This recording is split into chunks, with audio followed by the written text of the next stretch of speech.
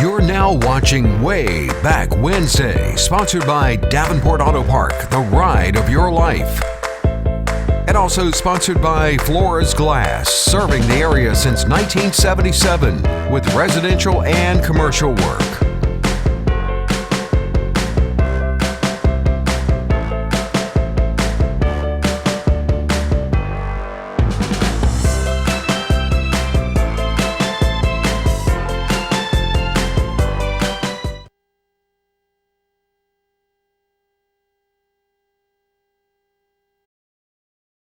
Well, good evening, friends, and welcome to another episode of Way Back Wednesday. I'm Randy Adcox.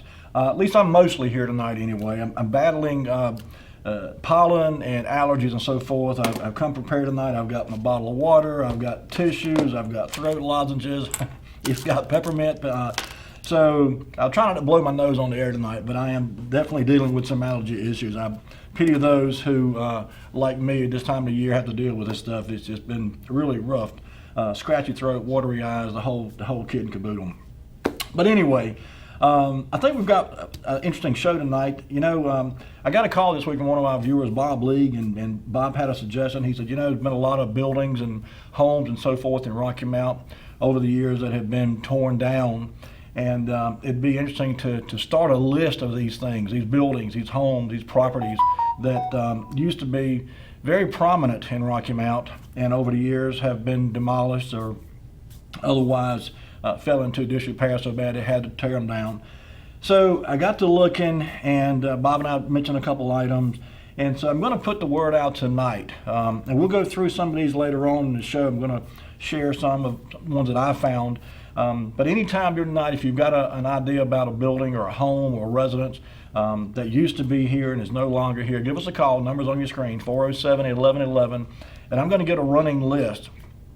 And if for no other reason, just so we'll have one for posterity's sakes. You know, I think back just in my lifetime, the places that I remember as a child, particularly some of the homes that are now gone, and you know, but there were commercial buildings too, and it's just a shame that more couldn't have been done to save some of these buildings.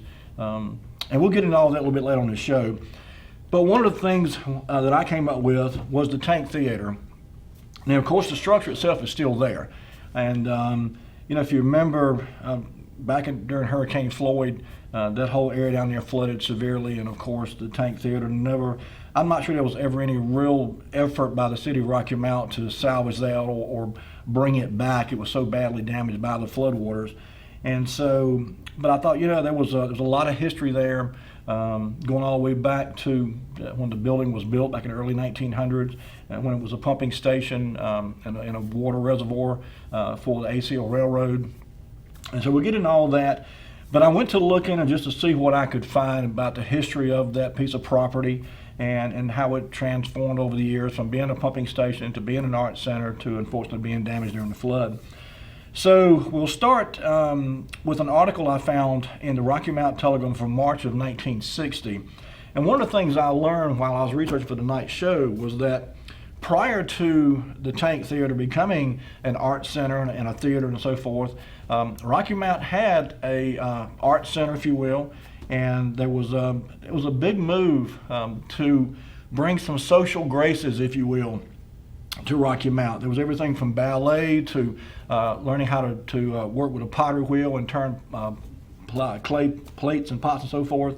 There was just a lot of things that were going on in Rocky Mount that I never knew anything about. I didn't remember anyway. So Lee, if you would, put up item number 1. This is actually a little short article that appeared in the Rocky Mount Telegram, March of 1960. And I'll read it. It real quick. It says, the city acquires site for park and tank. City aldermen last night praised the goodwill gesture of the Atlantic Coastline Railroad as they voted to pay $4,500 and acknowledged the good price for the old ACL pumping station property and water tank at the Tar River Bridge on Nashville Road. The ACL offered the package deal at that price, including the water tank, the property, and the pumping station building. City manager Hugh Hinn said he thought the water tank could be cut down and used at the Futorian Stratford Furniture Company site as part of the fire control system, which the city has agreed to provide. The 3 acres of land, including some 600 feet of river frontage, could be used as a park, Alderman W.E. King, who had been negotiating with the railroad officials, said. and that a park was needed in that part of the city. It was also brought out that the ACL had a number of other offers for the water tank, but had not accepted any pending a decision by the city. So in 1960, the city buys this property from the ACL Railroad for $4,500, pretty much as is. And at that point, like I said, the railroad wasn't using it anymore. It was just a pumping station for many years earlier when there was water pumped out of Tar River over to the Emerson shops down on South Church Street. But so the city bought this property and decided they were going to do something with it. But prior to that, there was another art center, if you will, in Rocky Mount over on Gray Street. Many of you may remember this. I certainly did not.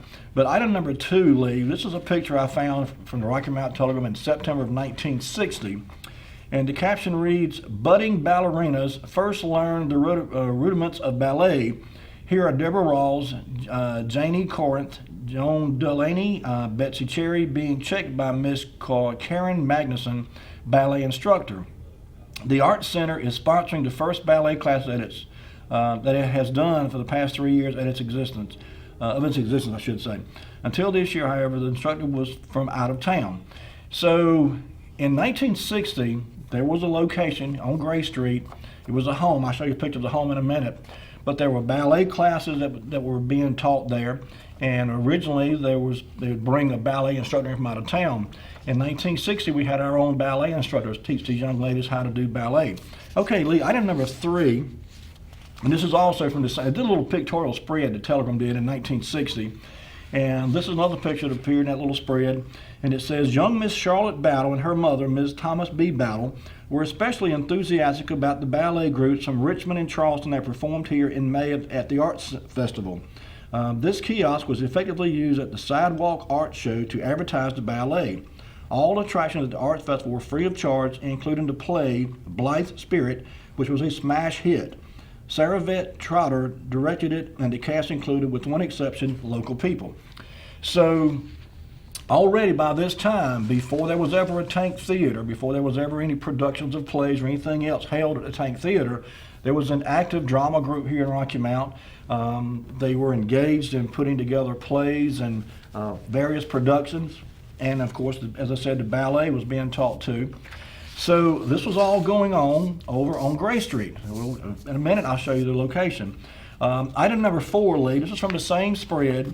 And this caption here reads, "Drafting final plans for the membership drive, which will start tomorrow, of the 2 directors of the Art Center, Bill Rawls and Bill Thorpe, at either end of the table. Seated is Mrs. F.W. Dottie Stotzenberg, Executive Secretary, of the Art Center, and looks like Punky Broadfield's at our left. She is co-chairman of the advisory board."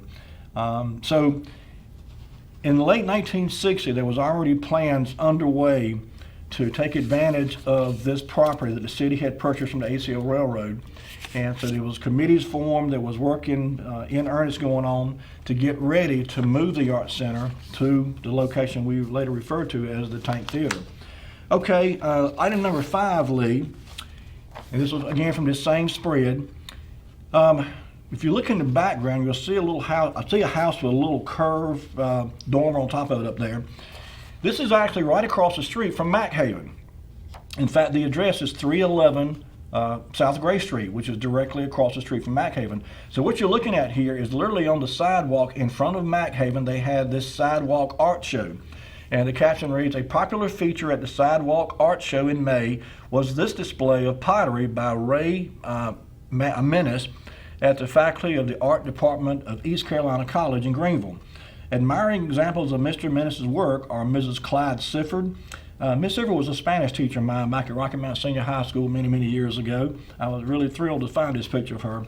And Miss Ollie Bass Jr. The boy in the center is unidentified. Mr. Menace will teach a class in ceramics at the Art Center this year." So again, all this is going on at this property that's 311 South Gray Street. And by the way, that house with a little arch dormer is not the house where the Art Center was. I'm going to correct myself there. It actually was right next door to that house. But anyway, Lee, item number 6, this is the actual property. I pulled a recent picture of the address, 311 South Gray Street, and this is it. That little small house, it's of course a 2-story house, but you can see it's a fairly small footprint. But in 1960, and I'm not sure when this place became the Art Center and how long it was the Art Center before the Art Center left here and moved into the Tank Theater location. But 311 South Church Street, if you look at a map, is directly across the street from Mack Haven. And so this was, in the 1960s anyway, at least early 60s, the location for Rocky Mount Cultural Center, if you will. And so they would rehearse for plays here. Ballet was taught here. As I said, there was pottery lessons given here. And, to me, this is something that's sorely missing in Rocky Mount now. I'd hate to say it, but we really don't have enough cultural influence, particularly for our young people. And it was just neat to run across this and realize that this was going on in earnest, and it was actually very popular. Item number 7, if you would, Lee. This was from October of 1961. And this shows one of the students taking the pottery class, and it says, a potter's wheel is employed by Miss Mary Woodward Avera, who is being instructed in the ancient art by Ray Menace, an instructor in the art department at East Carolina College in Greenville. So they would bring in instructors to teach the types of skills and crafts that there was no one here locally certified or capable of teaching. And in this case, they brought this sculptor in from Greenville, and he instructed his class on how to turn pottery wheels how to turn pottery on a pottery wheel. And he was, like I said, from Greenville. Okay, so all of this is leading up to a move to get arts and crafts and plays and this kind of activities going in the new building that was purchased by the city of Rocky Mount a year or so earlier. Item number 8, in fact, is one of the first pictures that were taken of the Tank Theater. So, Lee, if you would put up item number 8 for us on the screen. There you go. And of course, this is the tank itself and the pumping station offices there. And the caption reads, good architectural lines were always noted in the old ACL pumping station, which lay idle for years.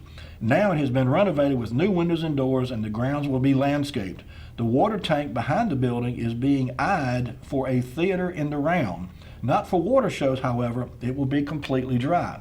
This was in October 1961, so at this point, they had just begun working on this property and getting it ready, and there was nothing at this point done inside the Tank Theater yet.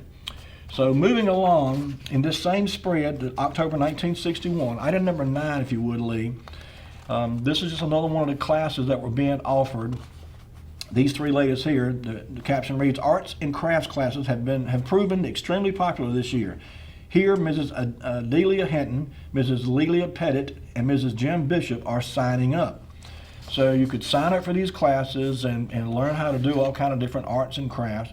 And again, this was all prior to the acquisition of the Tank Theater property.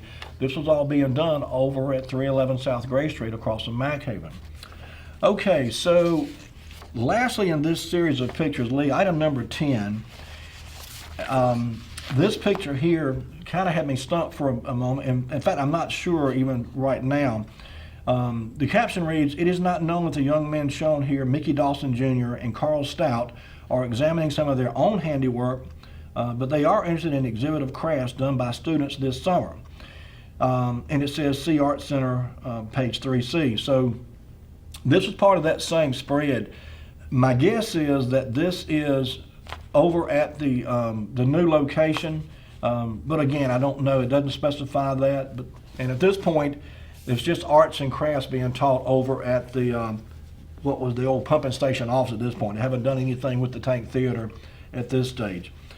Okay, by June of 1962, however, Lee, if you would put up item number 11, excuse me, they were inertly working to bring this property up to snuff, to make it a cultural center, if you will.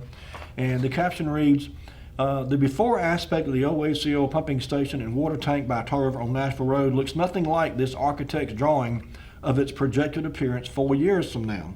This beautiful structure, as it will appear after 3 construction phases are completed, will house all the activities of the Rocky Mount Arts Center and will be a welcome addition to Rocky Mount's cultural environment. The water tank on the left will have 3 floors and will contain classrooms, an auditorium-theater, art gallery, and offices. So these are pretty auspicious plans for this property, and there was a lot of effort put into making this thing this entire complex here a jewel, if you will, of Rocky Mount. And you know, I tip my hat to the people who were in charge of running this program, because, as I said, there was a lot of effort put in to, you know, architectural work and landscaping work was commissioned. There was construction, you know, to modernize and upgrade the buildings where needed. I'm sure electrical, plumbing, and so forth was upgraded. After all, this was going to be a public facility, and with the public going in and out of it on a regular basis, it had to be up to code, obviously.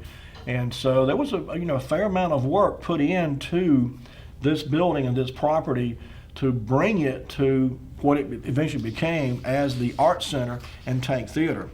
In May of 1963, things were progressing along nicely, and they had begun to get an art gallery in place over in the tank part of the property. So item number 12, Lee, is just a good, and the picture quality is not great, but you can tell it's obviously inside the tank itself. And this was where the art gallery was going to be. You see a few paintings hanging on the wall there. And the caption reads, Lena Hunter Spears on the left, Ms. Daisy Thorpe began hanging Francis Spate's paintings in circular art gallery.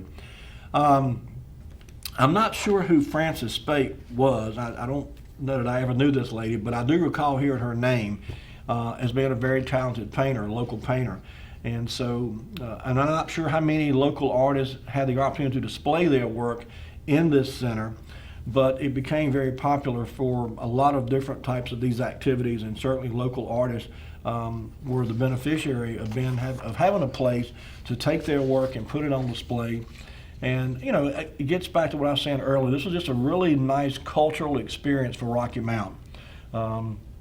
It gave young people especially an opportunity to get involved with arts and things that they otherwise would not have been exposed to. And I just realized it's time for our first commercial break. So Lee, if you would, bring it back to me. When we come back from the break, we're going to show you some more pictures. We're going to talk a little bit more about the progress of the Tank Theater property and the art center itself. And then we're going to get into looking at some pictures of some properties that were no longer with us. And we're looking forward to taking your calls. And as we're going along looking at these other pictures, if you can think of a building or a property that used to be here and is no longer here, maybe it was somewhere you went to as a child, or maybe it was a place that you have some fond memories of, give us a call, 407-1111 when we come back from the break, and we'll talk about all that then. Don't go anywhere. We'll be right back with more Way Back Wednesday.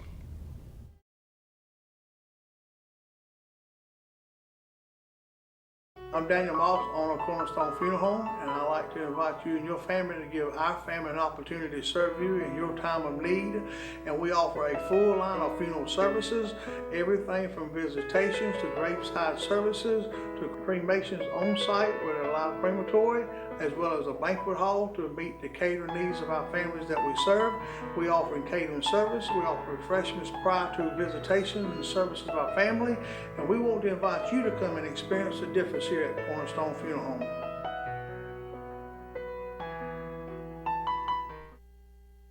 When faced with special care needs for elderly or disabled loved ones, families want compassionate, comforting care. That's Tender Touch Home Care Services' goal, providing the level of care we would expect for our own. With over 10 years of home care excellence, Tender Touch provides an array of services that keeps your loved one at home. From personal care, light housekeeping, errands, and meal preparation, to our private duty care program, which combines all of our home care offerings in one package. Tender Touch Home Care Services, where your needs are our concern. We're in our 18th year of practice at the Hammer Chiropractic Center, and we've seen over 15,000 different people in the Rocky Mount area. 40% of headaches actually come from a neck problem. Many patients come in taking multiple aspirin, over-the-counter medications and such a day, and we can get you to stop doing that and actually fix the problem so the headaches don't rise anymore. A lot of people think chiropractic hurts. It does not. Most of the people come in and they feel great when they leave.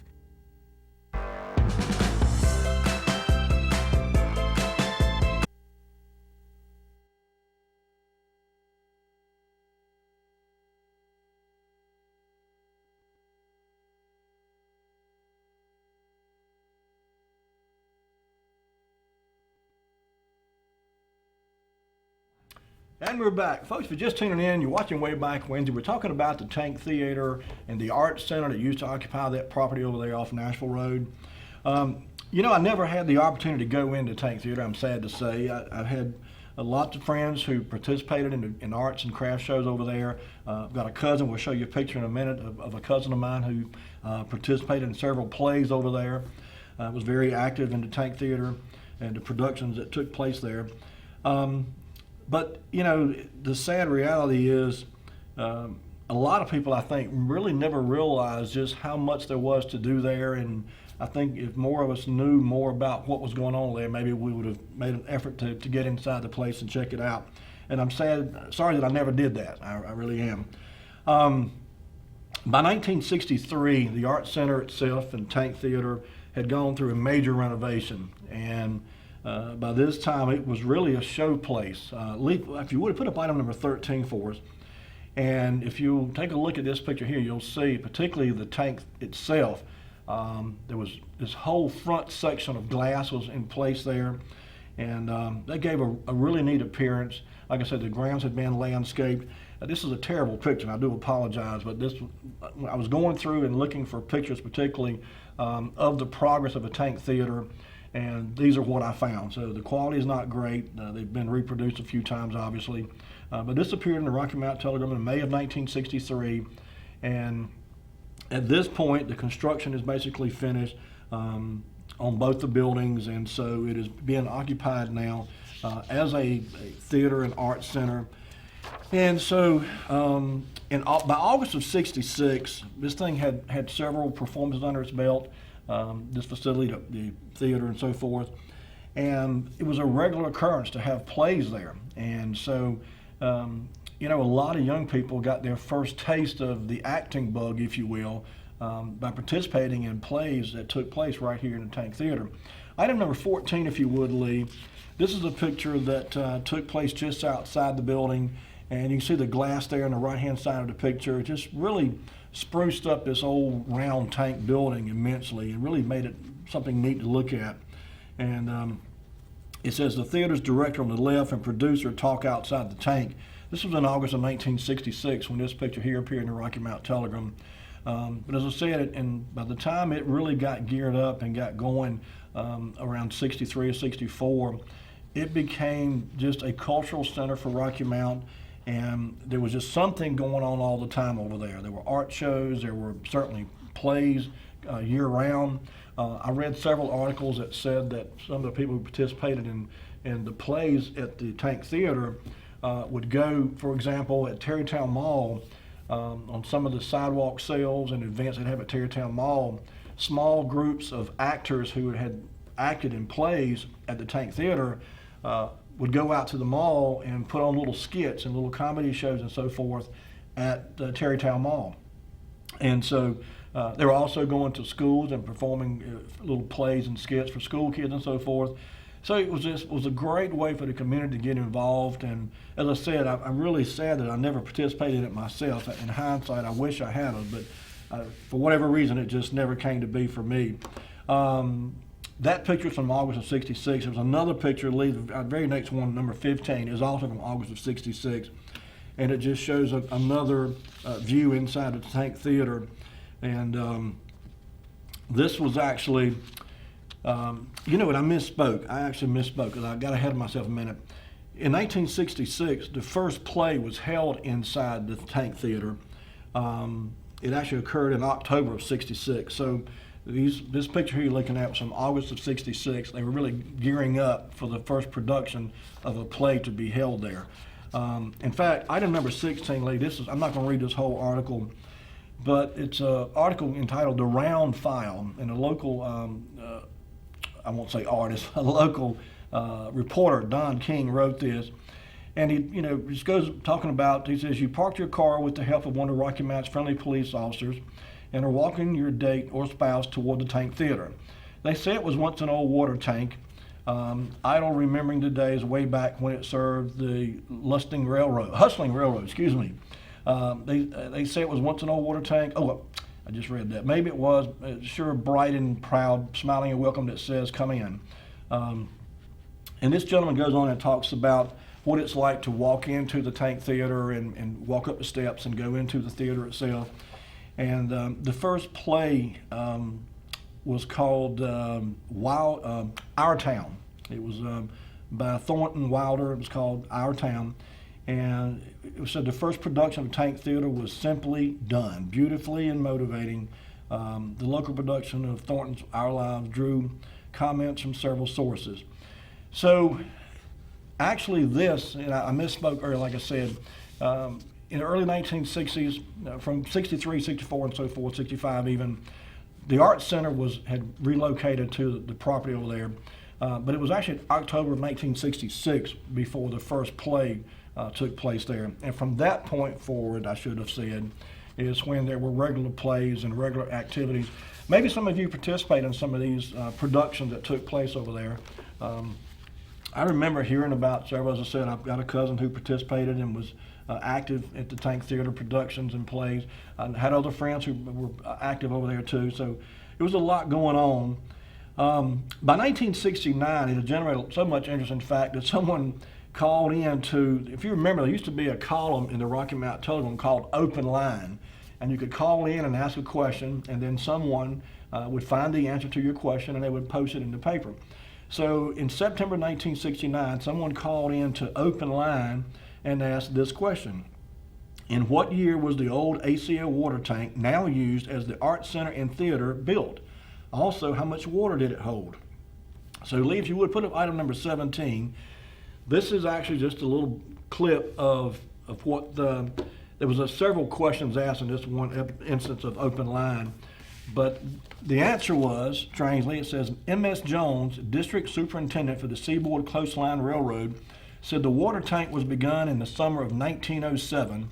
It had a capacity of 250,000 gallons. So it's amazing to think that a water tank that used to hold 250,000 gallons of water could be transformed into an art gallery, a theater. There were offices in there. And to do all of that, you know, it's just, to me anyway, it's really fascinating that someone had the foresight and the vision to look at this round tank and say, I see an art center, I see an art gallery, I see a theater, I see some offices. And then to make all that happen really speaks volumes about the people who were leading the effort to turn this property into something Rocky Mount could be proud of. And indeed, it was a very proud place for Rocky Mount. In 1970, those that may remember this, Rocky Mount became an all-American city. And there was a delegation of folks from Rocky Mount who went to Philadelphia to talk about Rocky Mount and kind of pitch for us why we should be awarded the designation of an all-American city. And when I was reading the article that talked about this, one of the things that struck me, and one of the reasons, in fact, that we were awarded the all-American city status in 1970 was the effort that was put forth by the leaders of Rocky Mount, not just the political leaders and not just the business leaders, but the citizens too in this city, who all together worked to bring racial harmony. That's right, that was mentioned as one of the reasons that Rocky Mount was awarded the All-American City status in 1970, was for the efforts of this city as a whole to bring racial harmony to this area. And so Nashville Graphic did a really nice spread on, and the Telegram did too, by the way, but the Nashville Graphic had this nice article in February of 1970 that told about Rocky Mount becoming an all-American city. Item number 18, if you would, Lee. This is, and again, this picture is really poor quality. It's kind of dark. I tried to lighten it up and it just wouldn't lighten up. But this is the picture that appeared in the Nashville Graphic after Rocky Mount had won the All-American City in 1970. And, you know, when I was reading that article, I couldn't help but think there's so much negativity being talked about in Rocky Mount right now. I read something recently that said that someone had moved here from out of state, I think it was actually, and they made comments like Rocky Mount was so racist and there was so many problems between the races here. And, you know, I just hate to see commentary like that. I was born and raised in Rocky Mount. This is my home. And I think the majority of people in Rocky Mount get along very well, thank you very much. Black, white, Asian, you know, Latino, I think Rocky Mount has done really well getting along with each other. I think we've set some good examples for a lot of other cities. We've got our problems, that goes without saying. But winning this All-American City Award in 1970 and have it be noted in the acknowledgement that part of the reason that we won was this city's efforts to bring about racial harmony is something that speaks volumes about what a city can do when they work together. And like I said, it was not just the political leaders, it was not just the business leaders, it was moms and dads and kids and the whole city working together to make Rocky Mount an All-American city, and it worked. It worked. Okay, Lee, let's move on then.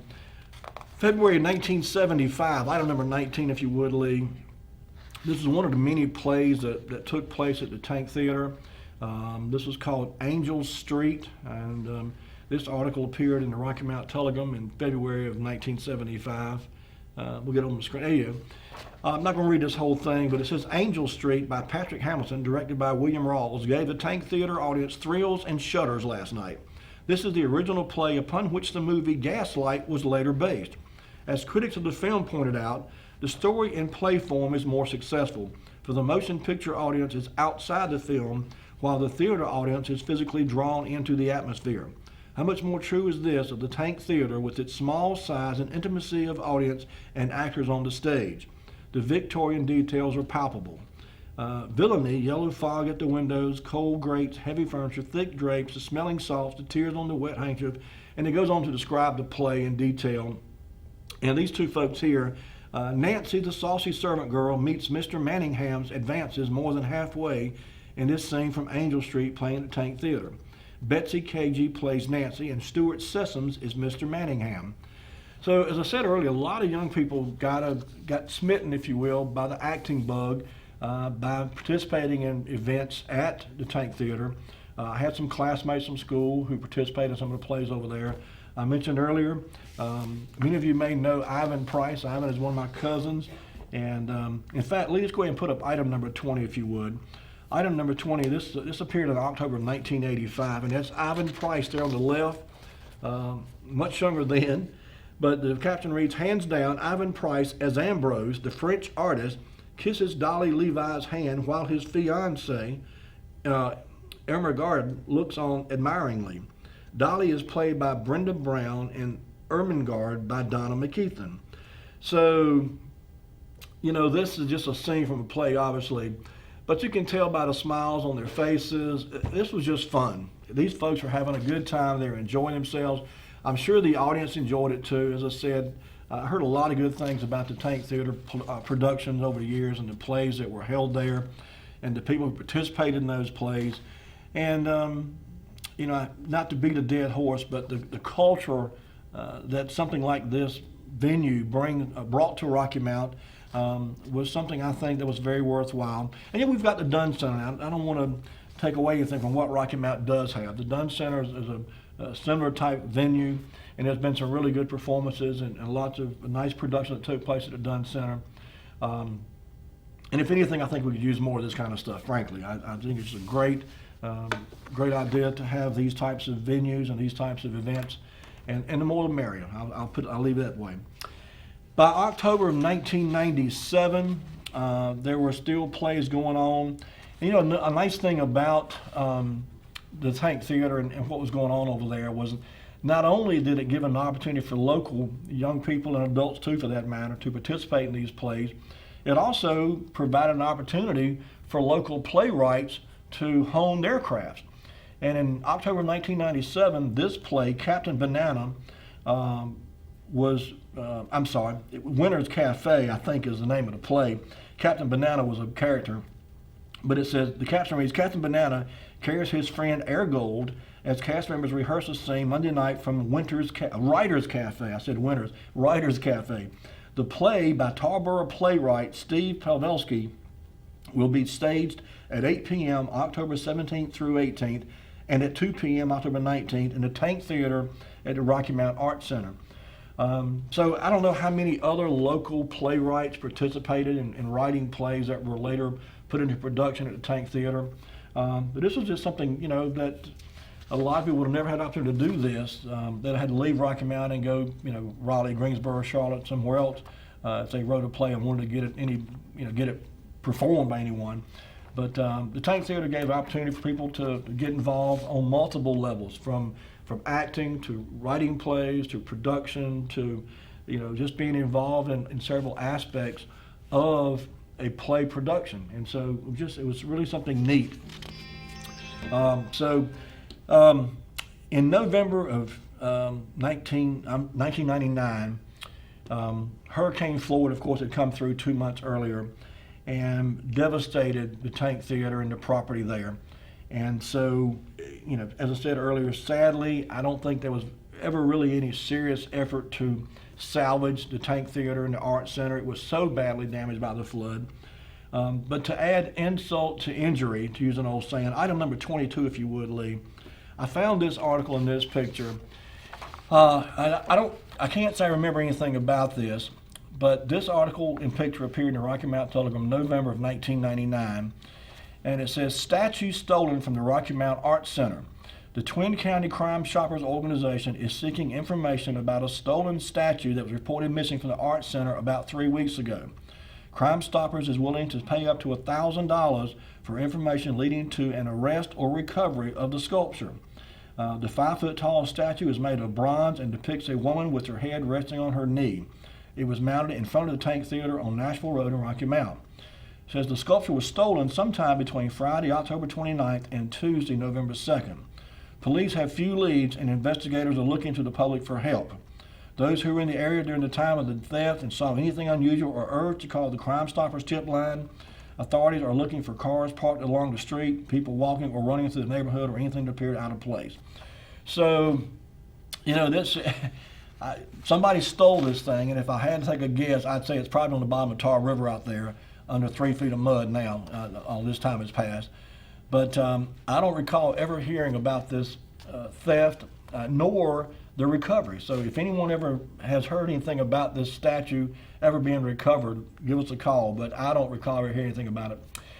That brings us to our next commercial break. So Lee, if you would, let's go ahead and roll into the next commercial. When we come back, we're going to talk about a little more about the theater, and then we're going to jump into some old buildings that used to be here that are no longer here. So don't go anywhere. We'll be right back with more Way Back Wednesday.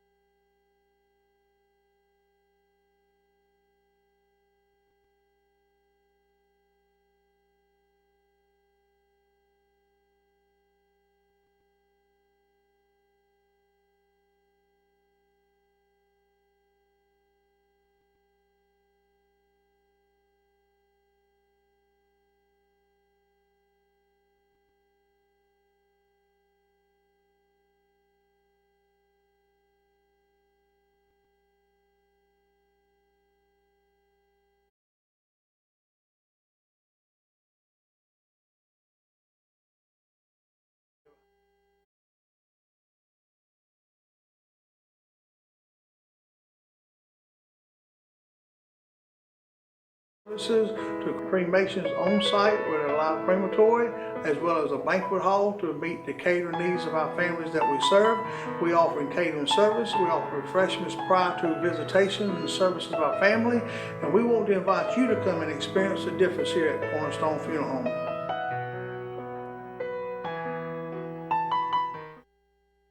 When faced with special care needs for elderly or disabled loved ones, families want compassionate, comforting care. That's Tender Touch Home Care Services' goal, providing the level of care we would expect for our own. With over 10 years of home care excellence, Tender Touch provides an array of services that keeps your loved one at home. From personal care, light housekeeping, errands, and meal preparation, to our private duty care program, which combines all of our home care offerings in one package. Tender Touch Home Care Services, where your needs are our concern. We're in our 18th year of practice at the Hammer Chiropractic Center, and we've seen over 15,000 different people in the Rocky Mount area. 40% of headaches actually come from a neck problem. Many patients come in taking multiple aspirin, over-the-counter medications and such a day, and we can get you to stop doing that and actually fix the problem so the headaches don't arise anymore. A lot of people think chiropractic hurts. It does not. Most of the people come in and they feel great when they leave.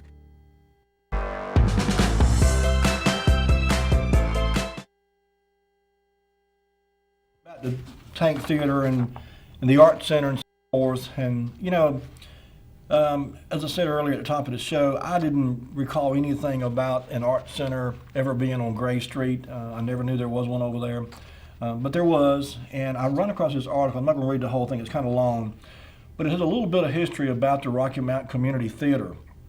And it says in 1957, locals Bill Thorpe, Bill Rawls, and Bob Perkins first established the Rocky Mount Art Center in a small house located at 311 South Gray Street. In 1961, the group funded the first theatrical production of the Nutcracker Suite, which was performed by a 60-member cast in a high school auditorium. In 1961, Rocky Mount Recreation Department bought an old water storage tank and pumping station from the ACL Railroad and allowed the Art Center to use the venue free of charge. In May 1963, after much publicity and renovation, the new Art Center opened to the public. In October 1966, the Rocky Mount Community Theater performed its first production on a Thursday evening known as Wesleyan Night.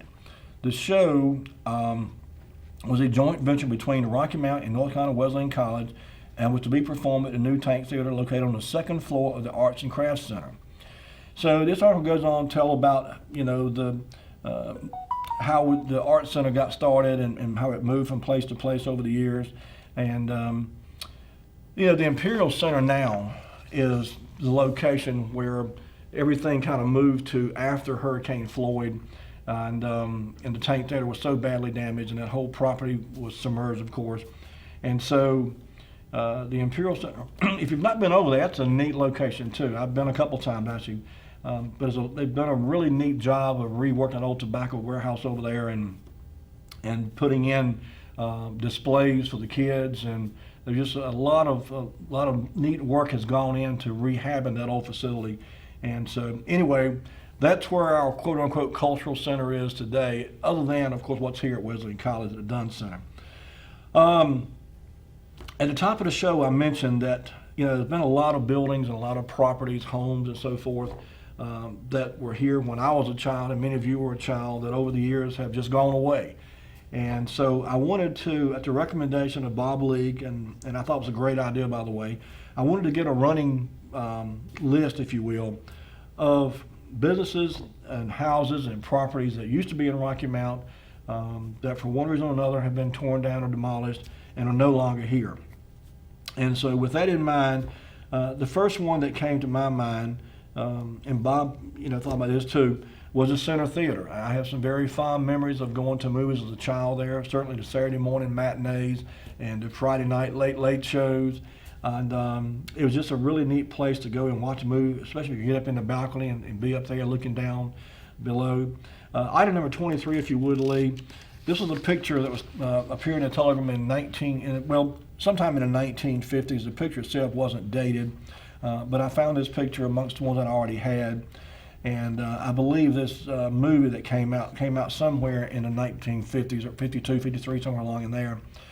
Sadly, the Center Theater was demolished in January of 1991, and there was an effort, and I'd forgotten this, but there was an effort to salvage this building and to keep it from being torn down. Item number 24, if you would, Lee. In October of 1988, a group of people got together, referred to themselves as Media Concepts, and they wanted to be a savior of the Center Theater, the headline reads. And it says, Media Concepts wants to become the savior of Center Theater. Marvin Luke, owner of Media Concepts, a Rocky Mount-based business, has been actively working on plans to renovate the Center Theater, according to city manager William Batchelor. Since the theater is now on the city's demolition list, and keep in mind this is 1988 that this was on the list to be demolished, it says during a committee of the whole meeting, decided to give Luke until January the 1st, 1989 to determine the cost of renovating the theater and to present such information, including his plan for providing parking for use of the building. Luke's plan is to renovate the 2 retail store spaces adjacent to the theater into office space for his corporation. Luke also plans to renovate the old lobby and the restrooms to be used in connection with his business. He would not renovate the main theater immediately, Baxter said. Luke has indicated he intends to purchase the old Barnes Tin Shop in Sorsby Alley to store some television trucks he currently has that are available for lease. So the article goes on to say, the plans for the Center Theater. Unfortunately, however, what was determined was that the building was full of asbestos. They did some cost analysis of what it would take to remove the asbestos, and in 1988 dollars, it came up to a grand total of $70,000 to remove the asbestos that was in the Center Theater. And unfortunately, that ended up being the death knell for the Center Theater. It was just not cost effective to spend $70,000 just to remove the asbestos in the building and then turn around and spend probably another $50,000 to $100,000 on renovations and getting the building so it could be used for something else. So there was a period of time, a couple of years went by before anything was done, but finally in January of 1999, the Center Theater was officially demolished, sadly. Okay, Lee, item number 25. This was the old Rocky Mountain Municipal Building, of course, on Main Street.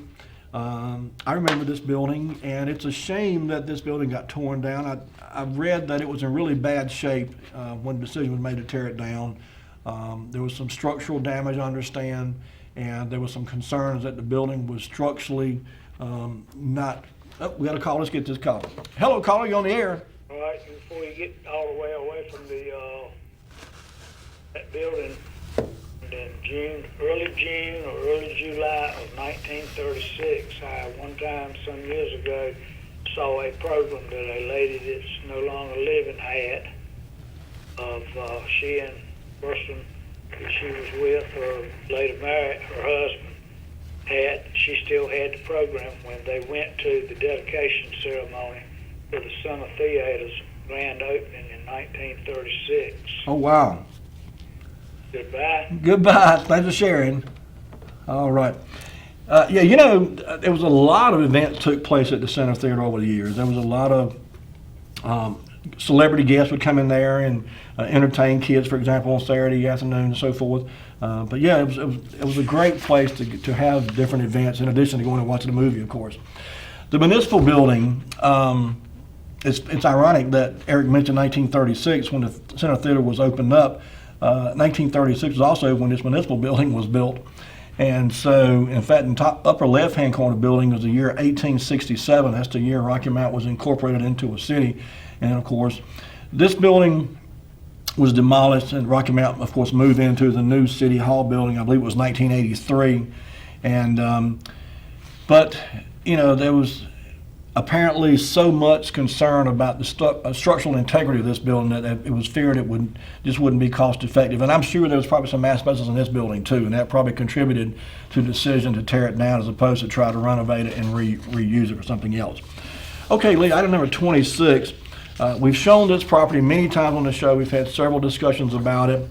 And this was, of course, what was often referred to as the Battle Home, and we've talked about this too. It was actually built by Mr. Brazel, Mark Brazel.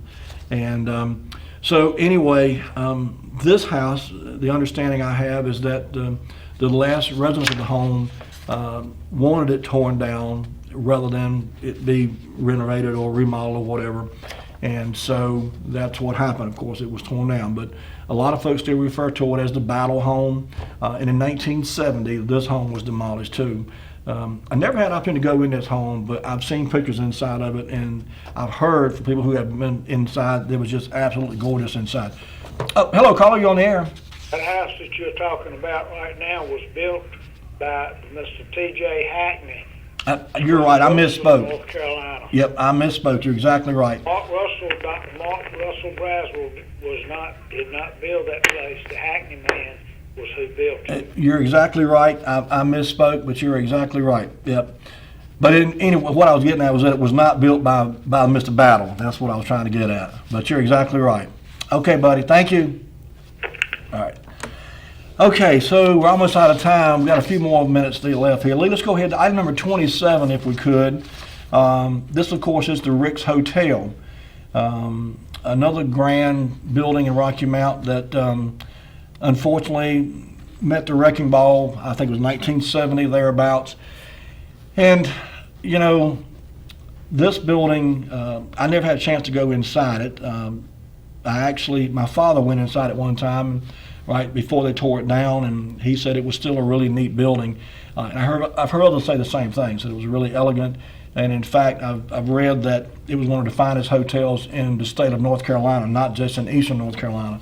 But it was well known as being a very elegant, very nice place, not only to stay if you needed a motel or hotel for the night, but there were all kind of events that were held here too, meetings and so forth. And civic groups would meet here. And so it's really a shame that the Rick's Hotel had to be torn down. But I think probably, when it comes to make a determination about whether it was cost effective to remodel it and bring it up to code, because building codes change over time and it becomes more expensive to upgrade an older building sometimes than it is to tear it down and build a new building. And I think it was deemed not practical, not cost effective to remodel or rehab the Rick's Hotel, and that's why it was torn down, I think. Okay, Lee, item number 28. This, of course, is the Rocky Mount Sanitarium Hospital. And, I spent some time in this hospital. I said before, I spent a couple of nights in it, in fact. And I can't tell you how many times I went to get checked out for everything from a bellyache to a headache to various injuries and falling off a bike and different things. But it's a neat old building, and it's a shame that it couldn't have been saved. I don't recall ever hearing particularly why it was torn down. Of course, they moved, Sanitarium Hospital moved from this location to what was later called a community hospital over off behind Target over there, in that area over there. So, but I kind of figured at some point another medical entity would buy the building and move in and continue to run it as a hospital. Of course, that didn't happen.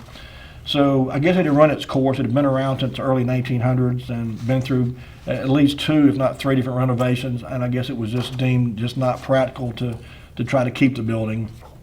And as I said earlier, these old buildings, to bring them up to code and to keep them so they could be used was probably just cost prohibitive. Okay, item number 29, Lee. I mentioned Hurricane Floyd earlier and how it destroyed so much of Rocky Mount. And certainly the Rocky Mount Children's Museum was, prime example.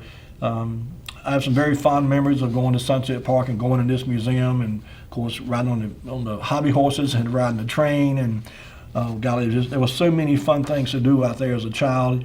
When my kids came along, we took them out here to these places, and so it was a generational thing. Parents who would, kids who would grow up to be parents themselves would take their kids, and Sunset Park for many, many years, many decades, in fact, was just a neat place for families to go and spend time. Okay, Lee, item number 30. Speaking of Sunset Park, this is a place I spent many a happy hour in the summertime, the city pool. And it was, for many young people, certainly my age and even older than I am, this was where a lot of their summer was spent, at the Sunset Park swimming pool. And in fact, I learned how to swim here in this very pool when a buddy of mine threw me in the deep end and said, "Swim or drown." And that's how I learned to swim. Okay, we are almost out of time. I've got time for 1 or 2 more, Lee. Number 31. In 1911, the Atlantic Coast Line Railroad contributed the land and $30,000 to build the railroad Y. There were bowling alleys in the basement, and the main floor had a reading room and an auditorium. Sleeping quarters were on the second floor.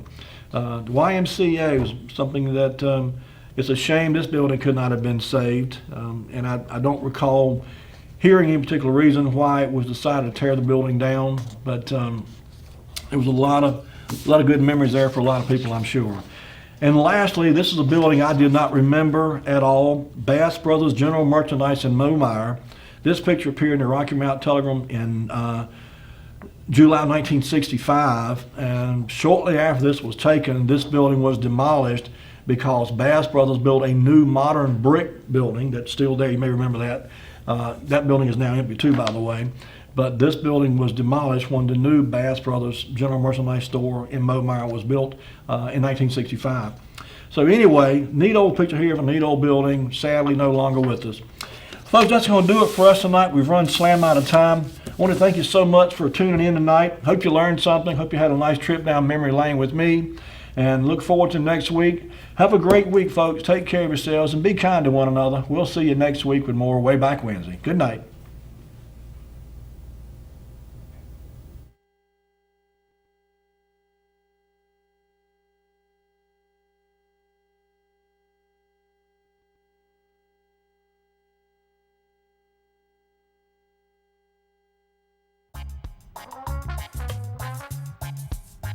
Welcome to the Chill Spot, home of your authentic Jamaican cuisine, where we serve jerk chicken, oxtail, curry goat, curry chicken, fish. We have beef patties. We are located at 207 East Thomas Street, downtown Rocky Mount. Buy local, eat local.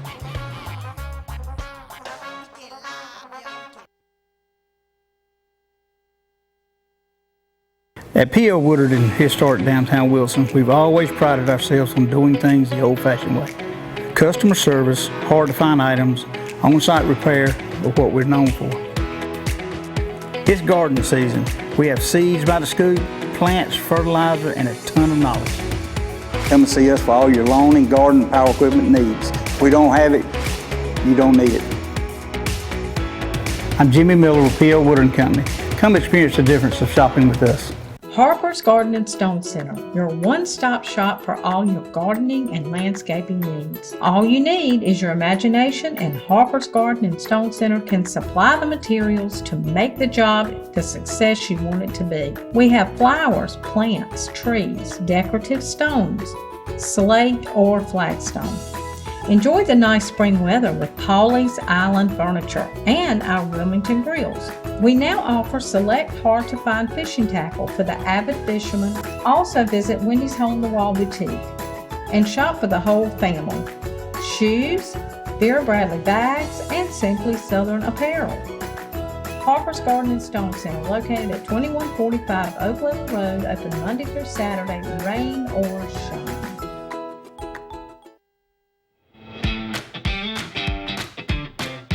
Shop local at Traded in Small Shops Mall. Traded is stocked full of gently used items, all backed by a 30-day warranty. Plus, when you shop at Traded and you bring some items you're not using anymore, you can get paid in cash on the spot. Next door, you can shop nearly 100 local merchants selling a variety of goods. Or you can open your own retail store at Small Shops Mall with no long-term lease. Locals shop local at Traded and Small Shops Mall.